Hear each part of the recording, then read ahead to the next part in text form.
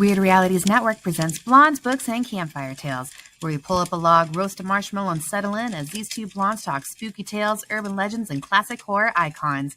Exciting guests, perky blondes, and sinister tales makes this podcast as good as a double stack s'more. So let's join Bethany and Krystal as they gather around the campfire in Blondes, Books, and Campfire Tales. Hi, everyone, and welcome to Blondes, Books, and Campfire Tales. We are doing a pre-recorded episode right now, so hopefully y'all are seeing this. Right. But I would like to welcome our special guest, author Marvin North. So we're excited to have Marvin on right now. Marvin and I, we actually met through the Wild Wild West con that we did just probably a little over a month ago right there. So Marvin seems like a great author. We're excited to have him on. And I'm going to give Marvin, whatever intro you want to do for yourself. If you want to talk about yourself, let us know what kind of books you have, what type of genre you write in, and we'll just get into it there. Okay, hi. How's it going, everybody? My name is Marvin North. I generally write more high fantasy, epic fantasy, but I mix in a bit of other genres in there. So some of it's kind of dystopian, apocalyptic, cosmic, but it's kind of like an all over the place type of thing that really is meant to subvert the expectations. So, but mostly fantasy is what I write, like Nice. your traditional fantasy. How many books do you have out now? So I just released a new book last month, so that puts me up to 5 now. Oh, So nice. I have a trilogy that I finished a few years ago, and then I started working on a new series, and that new series is now on to book 2 that just came out. Right on. Yeah. Are they Yeah. all fantasy, or some of them, you said some were kind of apocalyptic? So the first trilogy is called Searching for the Eminent, and that is a apocalyptic fantasy. So it's more rooted in that kind of like pre-post-apocalypse genre. Okay. But there is a lot of like mystery elements involved because the reader doesn't really know if the apocalypse has happened yet or if it is like going to happen. So you're just getting it from the character's perspective. And then the new is more traditional fantasy, but it does still get off the rails a little bit. So, how so on fantasy? Like, is this a certain time period? You did say the first one was more apocalyptic, either pre or post. You're not sure which. The other one, the one that's more traditional fantasy, is this kind of medieval fantasy, or So the new one, it is a little bit more medieval fantasy. So technology is pretty limited. The best thing that you have to like ride around on would be like a horse or a carriage. Communication technology is very limited, like just sending letters and things like that. So everything's word of mouth. It's no like high technology. The Searching for the Eminent is the technology is actually part of the mystery as well, where you might have characters who have like a cell phone. And you're like, why does this character have a cell phone when this is kind of like a medieval setting that we're presented with? So the technology is a bit more sporadic in the Searching for the Eminent. is there kind of a magic base in there too somehow, or Yeah, paranormal, and or- they I have my own magic system, and both series actually use the same magic system because they are within the same universe. So it's kind of interesting if you read Searching for the Eminent and then you read my new series, you get to see how the magic system is the same, but like you're learning different aspects of it through both different series. So what is because that's actually something that's always appealed to me in writing and in research and trying to do things for just most of the stuff that I do in general. And that's looking at different magic systems and how people come up with different ways to present that. Some of it's more like a code, some of it's more like writing code, some of it's more like your a psychic element that you're trying to, just using your force of will or something like that. And some of it's more, defined in other ways. So how is your magic system how does it work? So that was kind of a complex thing where, like, when I was a kid, I had all these ideas, but then as you become older and you're like, I want to write a story, you have to figure out how to explain it and make it make sense. So it's like I had to kind of explain my own magic system that in my head it just worked, but I need to explain how it works. And it's basically figuring out, like, okay, so where does magic come from? Like, where does the magic come from? And for my unique magics, like, who can use it? Like, what are the qualifications or stipulations for using this magic? The general idea, and it's talked about a lot in Searching for the Eminent, is that there is magic in everything. It's like every object and every person carries magic in it. Mm-hmm. And there are characters who can take that magic and use it to, like, create new objects or transform objects into other objects, or just destroy them entirely using that magic within the object or person. So yeah. That's pretty similar. Well, not similar, but it's a concept that it makes me think of this other series I read. She was like a detective. I think it was was it Kim Harrison? I'm not sure. But the witches who have power can draw magic from things around them, like Lee lines, I think, are like main sources of magic. But they can also draw magic from stuff around them to make themselves more powerful for whatever they're doing right there. Mm-hmm. So it sounds kind of like that, where you can just kind of take stuff. Yeah. And my thought process at first was like, okay, so where does the magic come from? Does it come from your mind, like your intelligence or your willpower, or does it come from, like, the soul? That is harder to explain. Right. And or even like just the body itself. Yeah. So that was a big thing trying to figure out. So not to, take away from that at all, but it's almost similar to the whole midi-chlorian Star Wars type. Yeah. A little bit. If it's from the body. But if it's the soul thing, then I can see that being a little bit different too. So that was kind of there. The magic isn't really as big of a mystery. Okay. Like, as much as the rest of the story is, but the magic is explained slowly over time. Because one of the main characters, he is like a young prodigy mage who is still learning it himself.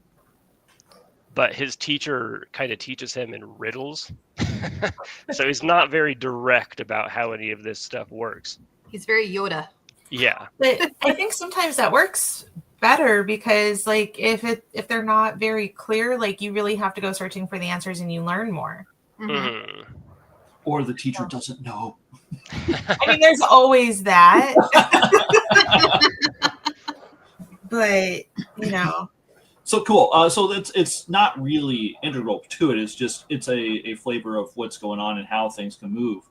It sounds like, where the actual crux of your stories is more the mystery or the puzzle that's being unraveled, right? Yeah, generally, my stories are very character driven. Like, a lot of it is about the character arcs, and because I write usually multiple POVs, so various characters and their various arcs and their various, like, kind of like everybody's hero story, like the hero's journey, but for everybody individually. Gotcha. Team effort type deal? Yeah. Kind of like you're following multiple characters, and then, okay, so how are they going to come together in this story? Yeah. There you go. And do they come together? Most of the time. Sorry. You just have this one way over here. I know. He's just... You always have your thing of, like, characters maybe feuding and then they're apart, like drawn apart and then drawn back together, or hoping that they get back together. And that was you said that was which series? Your first series, right? So that was my first series, Searching for the Eminent. Okay, here we go. My newest series is it starts with the book The Sturm Awakens. That one, the POVs, there's not quite as many POVs, but and the POVs are also much more distant. In Searching for the Eminent, the three characters that you follow, they're all very close to each other, even from the very early on in the story. For The Sturm Awakens, the characters are all very far away from each other, and you're kind of wondering, okay, how do these even relate to each other sometimes? I like how different your covers are for these. Let me see if I can show people here between your two series. Mm-hmm. So they were done by different cover artists. Yeah, like here's the first one. But then, and all the other books in that series are very similar to that. Yeah. So those were all done by the same person, and we were trying to stick with like a similar vibe.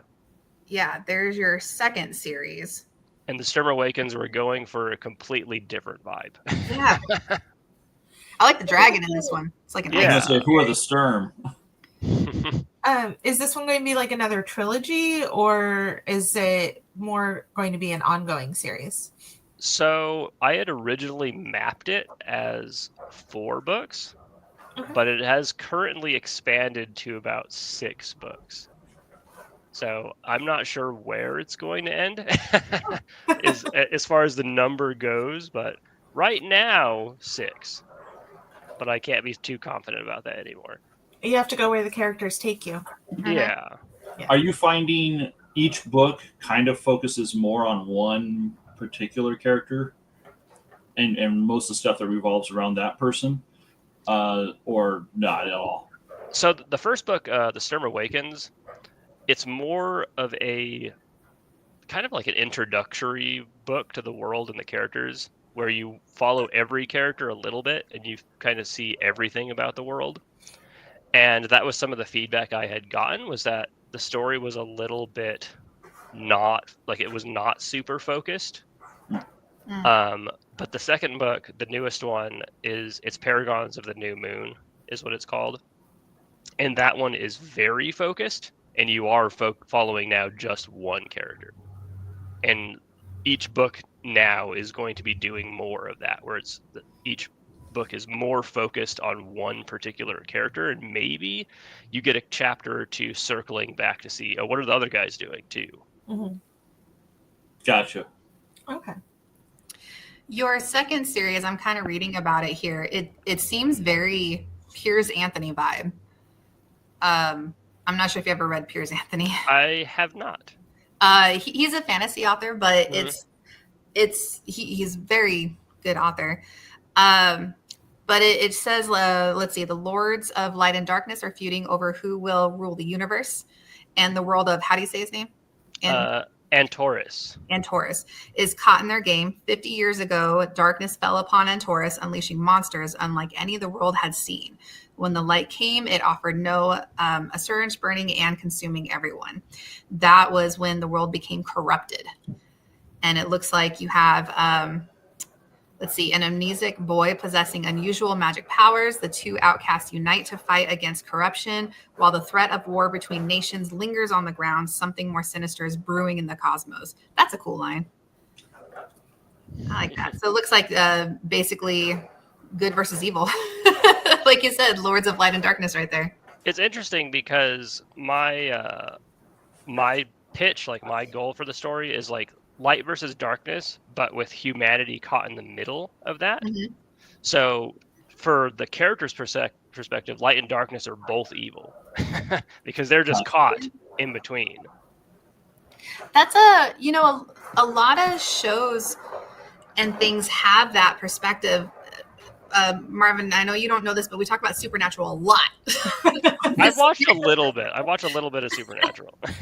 We only like Supernatural a little. Just a little bit, yeah. But that's very similar in the sense of you got good and bad, light and darkness, but it's the people in between who are the ones who suffer, because normally it's each side throwing tantrums and fighting with each other, and it's humanity and everyone in between that just get screwed pretty much.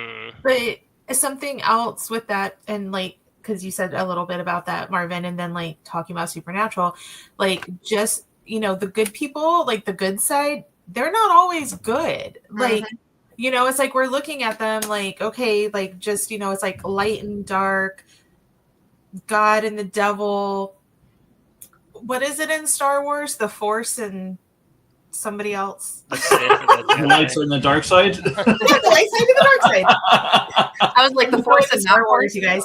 But like, in all of those situations, like, or even like, let's look at like, like even Harry Potter, like Dumbledore's like the good, but he does a lot of shady stuff. Like, just because you're supposedly on the side of the good doesn't mean that everything you're doing is good, everything you're doing is righteous.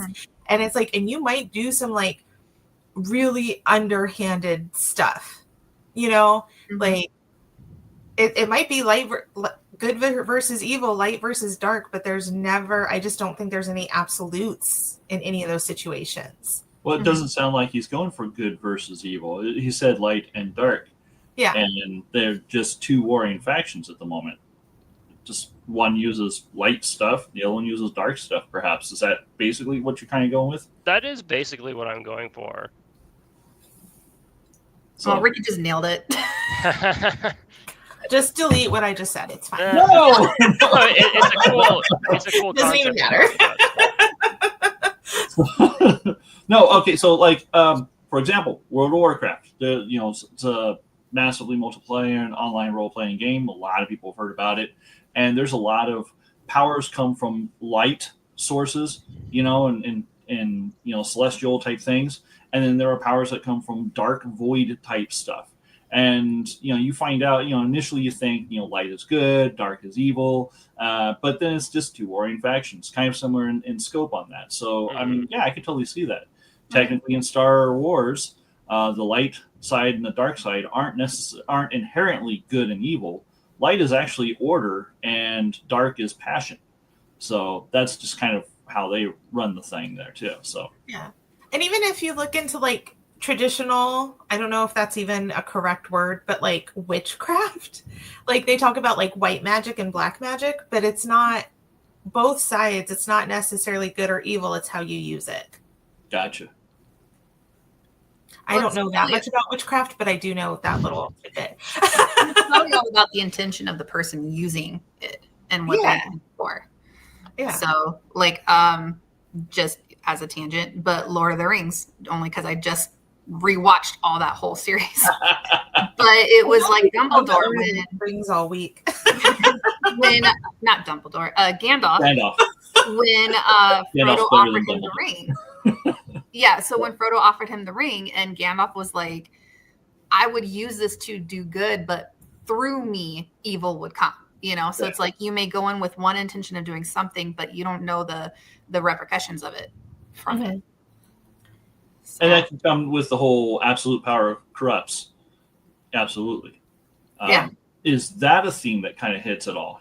As this person or as these individuals, gain power and such, are they being tempted or corrupted or are they seeing more complex sides to things that is like, this isn't as simple as I thought anymore or anything like that? So there is the main character, or one of the main characters, at least in the first book. Her name is Enosh. She's the girl on the cover. She is actually imbued with darkness. She's one of the only known humanoid characters that have been imbued with darkness and did not become corrupted in like an evil way, like losing her sense of humanity or losing her sense of self. Usually it makes people or monsters aggressive and want to just attack anything that's not corrupted. But in her case, she's able to wield this power that is seemingly benign. But like you said, the absolute power type of thing, it does start to eventually come up. Like, is this power doing something to her? Like, taking a toll. Yeah, is it like what tolls is it taking? Like, what repercussions are there for her straining herself by using it? And that's something that goes over through the books. Yeah. Sorry. No, you're good. Once a month, she's just way more powerful. It's just So you said you see this kind of spanning out between like 5 or 6 books now. Mhm. Between this series and the other series, do the worlds kind of interact at all, or are they 2 completely different series? So they are within the same universe. Okay. Um, it's hard to say exactly, like timeline wise. If you read Searching for the Eminent and then you go to the Storm Awakens, it seems like you've gone backwards, just because the Storm Awakens, or not, Searching for the Eminent has this more advanced technology, and the Storm Awakens does not have any really technology at all. But we are going more actually in the future. So it does take place after the Searching for the Eminent, but it's so far in the future that the worlds are not really related in that way. You do have some like cosmic, like eternal beings that you might see from one series to the other, but they're usually not main characters. They're mostly like almost like Easter egg type of things. Like, oh, I remember that character from Searching for the Eminent that was kind of mentioned or briefly there. That's pretty cool. Yeah, we were talking about that in our last episode about some Easter eggs and stuff that authors sometimes throw in between their different series and worlds and stuff. I think those are more fun than finding like a main character from one book in another. Like Yeah. those little background ones that like true dedicated readers are like, oh yeah, that's cool. So I think it also makes sense, like if the original trilogy is more like either pre or post or during the apocalypse like type of times, it makes sense that this one might be in the future, but the technology is limited. Because I feel like that's a running theme with a lot of apocalyptic series and things. Like, it's almost like with mankind, we get to this point where technology is everything, which is kind of where we're at in the real world right now. And then it just hits this breaking point, goes all apocalypse now, and then and then like humanity moves away from technology. And I think that it makes a lot of sense. And it's also common in that type of world. Reign of Fire, Children of Man, any of those. oh yeah. Reign of Fire was so fun. I like that movie. And then you mentioned Children of Men too. Mhm. I didn't take direct inspiration from it, but one of my friends pointed out to me how similar one of the aspects are for Searching for the Eminent, where in Searching for the Eminent, there's a phenomenon where no women are being born anymore. Oh. Like women are like starting to go extinct. And I think that's like a plot point, like a major plot point of that movie, Children of Men, that there are no more women, essentially. They weren't able to bear children. The youngest person was like 22, and they died, and there's a counter and stuff. Yeah. Okay. But whether you can't bear children or you can't. Yeah. And so the fact that there is this lady who is pregnant, they're trying to get her to someplace safe so that this person could be born. So she's the ring. Yeah. Yeah. But yeah, like for Searching for the Eminent, there are women. They're just very rare, and they're usually highly sought after for maybe nefarious purposes now, because if women are seen as like they're so rare, but we need them to produce more people in the future and to stay alive, they're being captured and kind of forced to do that, like forced as into like a breeding farm type of thing. Oh, okay. Almost like a cattle at that point. Yeah, because they're just trying to make sure humanity goes on, and that the few women who are around are essentially fulfilling their duty, as the evil people would say. Have you explored the concept of them trying to do cloning or magically inducing some sort of progeny? Maybe throwing them from a vat or plants or something? At that point, nothing like that was going on, I think. In the universe we're Searching for the Eminent, as big as technology is and as big as magic is, it's relatively new. it's kind of like how for our world, technology really blew up. Like it went from not that crazy to like really crazy and out there technology that we have now. And that was over only the span of like a few decades, right? Yeah. I kind of was going for something like that where the technology, because their technology in searching for the eminent is driven by magic. So it's like they kind of combined magic and science to Major tech. Gotcha. Yeah. And that really advanced their technology so far ahead that they're still getting used to it. So I think they just kind of went with the quickest thing they could figure out, which was the cattle situation. Gotcha. So do you have other series that are in your head that are trying to get out as well? Or are you going to kind of focus on building this one up a bit more? So I do actually have another one that is also within the same universe. Okay. That every time my brain starts to think about it, I'm like, nope, that's so far away. I don't want to come up with any ideas for this. Because there's essentially another story in the universe that would take place before searching for the eminent within the same universe. But I need to finish this new one first that I'm kind of barely just starting now. Yeah. So a prequel. A prequel-esque, yeah. This is very Star Wars-ish.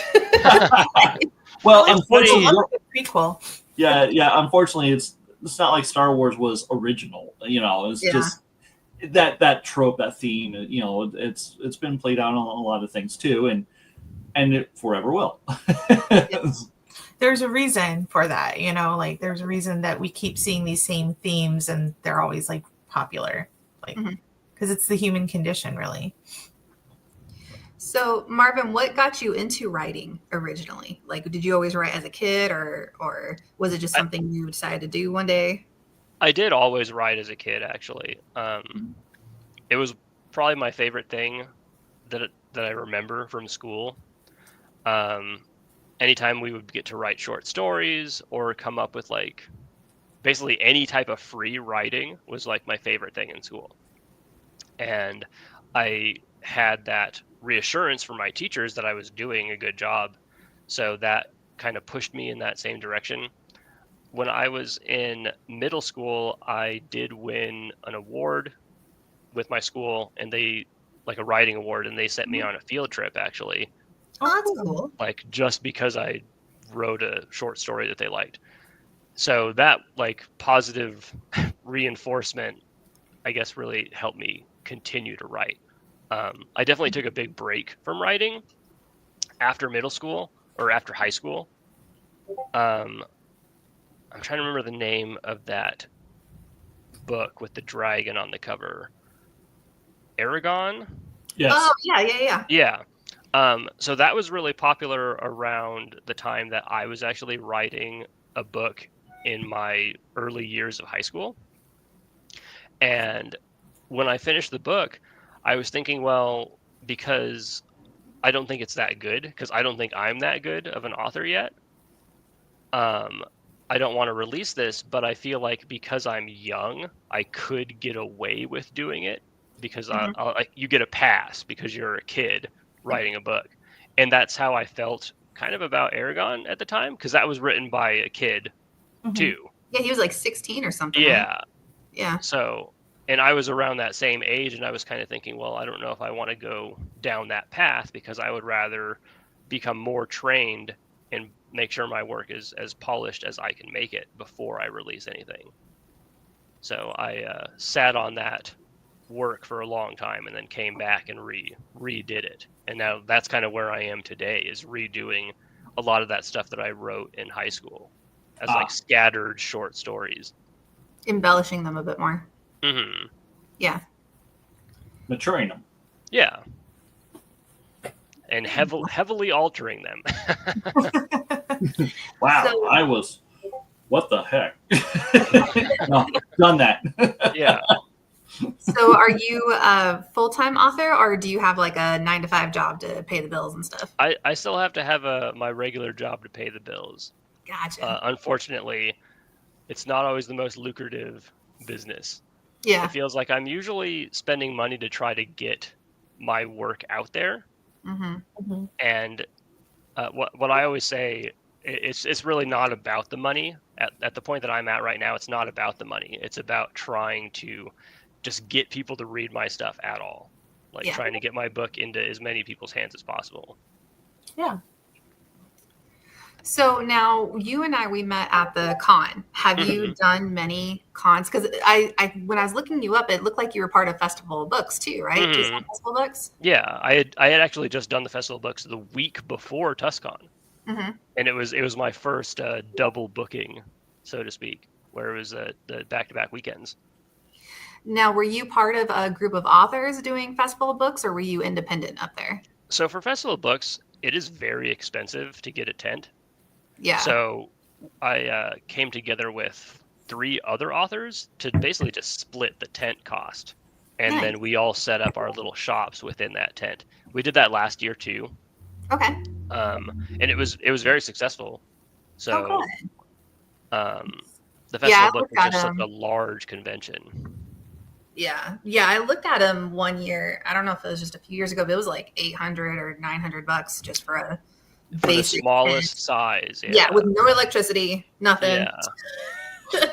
Yeah, it's quite. I mean, I guess at least it's in like March when it's not super hot yet. So, but that's pretty cool to be part of that. Have you done other conventions as well? So I started with Tucson Comic-Con was my first one. And that was a few years ago. I did my first Tucson Comic-Con. And now I do Tucson Comic-Con every year. I've done a few different cons in town. TusCon, the horror convention, sci-fi horror convention, I've done. And then the Wild Wild West Con was my first one. And I had done the Festival of Books. They do an indie author tent at the Festival of Books where you pay for like you pay a small fee to be there for like a 3-hour period at the indie author tent. Gotcha. So that's kind of like the introduction to the Festival of Books. I did that once as well. But it's mostly just trying to pick and choose like what are the best events for the demographic of people I'm trying to reach, while also trying to figure out what that demographic is. Yeah. So that was your first Wild West Con? That was my first Wild West Con. It was mine too. It was an interesting one. Like the con. To say the least. It was an interesting one. Okay. Now, the first part of it, the whole flavor of that con, the steampunk aspect of it, sounds like it might kind of play into your story design as well in some fashion. It actually does. There's steampunk-like technology in Searching for the Eminent. There's even very specifically a steam gun, a gun that shoots and is powered by steam. Nice. So I was kind of thinking, I could maybe try to pitch that, but it really seemed like they're just open to any type of fantasy for Wild West Con. So yeah. I wasn't even there for steampunk or fantasy. They were just like, hey, we're doing Halloween. Do you want to come be the horror author representative? I'm like, yeah. And then nobody knew about horror. So the second they heard zombie, they're like, what? But a lot of the steampunk people I talk to there that are like heavily into steampunk, they're even saying like steampunk can fit into any genre. It can, yeah. Yeah. Like anything can be steampunk. Yeah, it was a good con. You know, unfortunately, some of the stuff that happened with it, but we went over that in a previous podcast. But actually, the representatives were great, and what I liked about that con versus like Tucson Comic Con was just mind blowing, so fun. But the costumes, I feel like at the Wild West Con were just so much more extravagant, and so many more people participated than what I saw at Tucson Comic Con. And they were just the coolest costumes and outfits. It's kind of thematic. So you're going to, when you're catering to a specific theme or demographic at that point, then there's going to be a little bit more participation. It's like with the furry community. If you go to a fur con or something, there's going to be a lot more, that's, participating there, or if they're at an anime expo or something, it's going to be more. There's going to be more participation it's because more of the specialized. theme. Yeah, where if it's a Comic-Con, or just a Phoenix fan fusion type deal, yes, you're going to still get a whole bunch because it's bigger, but it's going to be drowned out by just the plebs that are there to enjoy the, what's here, and see. Yeah. Yeah, conventions are definitely, they're just awesome. It's just so fun to get together, whether it's for books or movies or action, like you said, the specialized cons that are out there. It's just really fun to get together with people who have similar interests, which you don't get that a lot nowadays, especially actually being in person with people with similar interests versus virtual stuff that so many people are just doing nowadays. Yeah. So it's something to be said about just being around people. Yeah. Which is definitely fun. So what is kind of, you said you have another series that's kind of pondering around in your head, but you also want to focus on building this one up. Do you ever see yourself like crossing genres more, or do you think you kind of want to stay for right now, mostly in the fantasy aspect of stuff? I think about more strict sci-fi as well that I would maybe be interested in writing. Because I do really like space. Space is cool. And a lot of stuff like that is pretty cool. The first book that I remember really reading and liking as a kid was Ender's Game. Oh, yeah. And that is like heavily sci-fi. So that was my original inspiration for writing, but then I kind of went in a different direction. Yeah, the characters kind of take their own route. There was a series, the Dark Sword trilogy. I don't know if you had seen or heard about it at all. And it was it was definitely fantasy. And, it was kind of medieval fantasy, another world type deal with a magic system that was, layered and such. It was kind of cool. But there was a crossover about, the third book in or midway through, area where all of a sudden, people from Earth and military stuff were coming into this world, this magic world, and they're battling with their technology and stuff like that. And it was different because up until that, there was nothing that had led to that, and it was kind of okay, that's weird, but kind of cool to see how all this stuff is working now. So, if you're trying to set up your other series that's more tech based and it suddenly jumps in, being that it's already a separate series, but sharing the same universes probably won't have the same issue.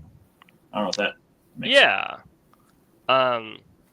A big thing with my universe too is that there's multiple worlds, and they're kind of like their own little like biome that is just completely separate. Right.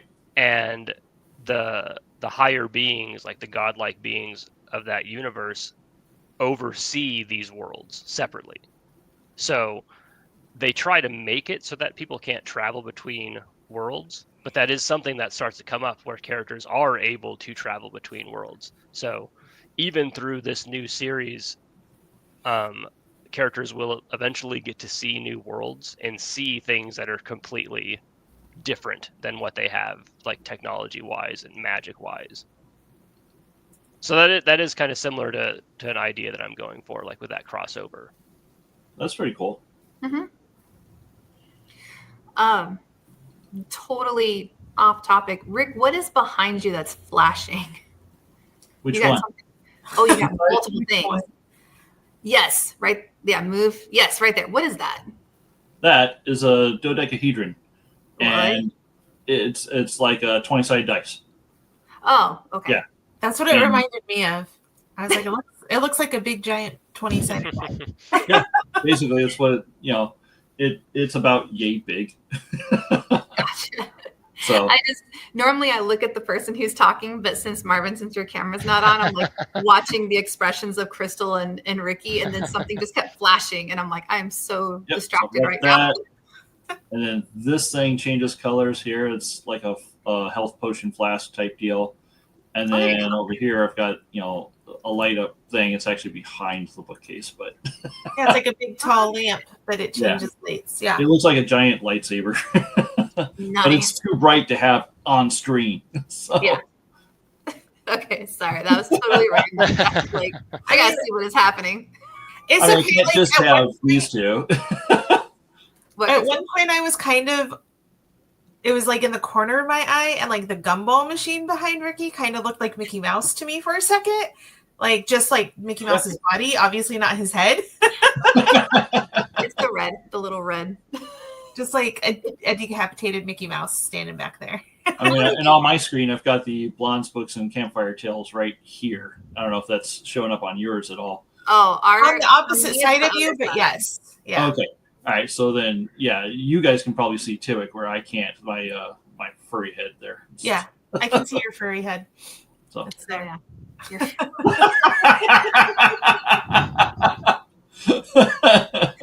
Oh my goodness. Sorry, it's just interesting when you finally actually look at someone else's screen, and I'm like, what's actually in the background? Like, We're on third season. I know.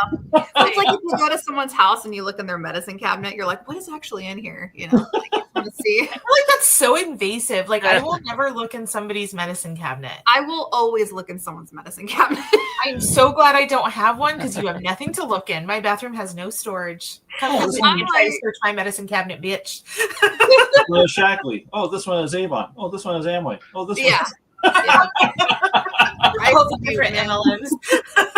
I'm like, what's your life like? What do you do? Sorry, Marvin, we can't tell what's on yours. No. He's like, I'm so glad they can't see It's a me little right bit now. of a mess behind me right now, so it's probably for the best. Oh my goodness.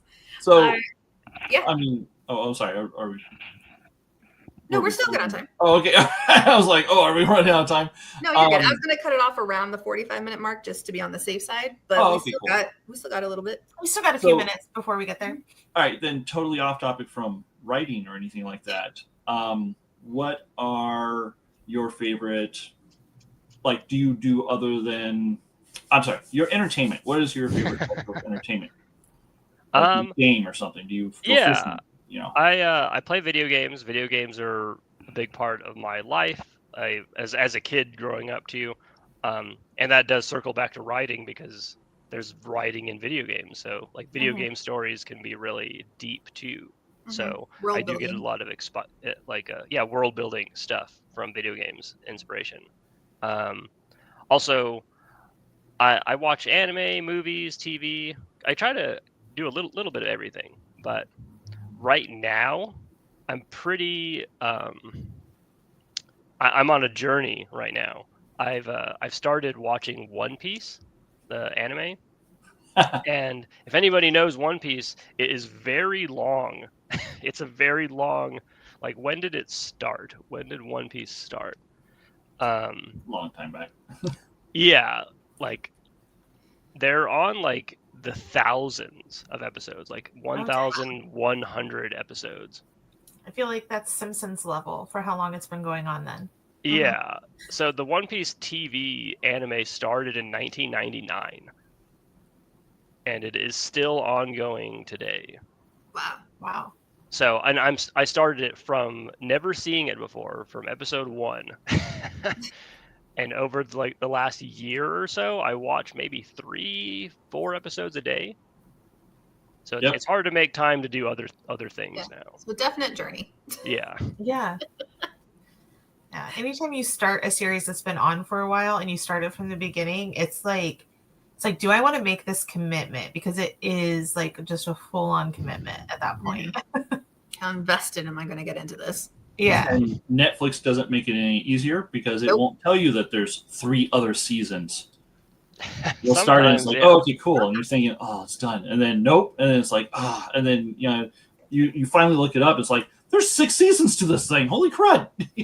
Or what I think is even worse is that they won't tell you, oh yeah, this is the only season. There's never any other seasons. And it ends on a cliffhanger. And you're going to be so angry when you find out there's nothing else to watch. By then, I've already queued up others that I'm ready to watch anyway. I'm like, all right, cool. I'm going to go into this now. So, Marvin, where can people find you at? I know you have, I'll post a few things once this thing starts posting, then I'll post some of your stuff. But I know you're on Facebook. You have an author page on there. Are you anywhere else that people can find you? So I think I'm most active, I would say, on Instagram. Okay. So I have an Instagram. I try to post semi-regularly. I have a Twitter or X, if however you want to call it. Yeah. I don't use that very often. I am on Blue Sky, but I also don't post there very often either. So Instagram is probably the best place for seeing my stuff. Is it just your name that people can search? Let me see, because I believe it is just Marvin North. Let me see. Marvin. So that is my name on there, yeah. Okay, here we go. If people can see that. Yes. Okay. Yes. Okay. Yeah. And then where can we get your books? So everything that I have is on Amazon.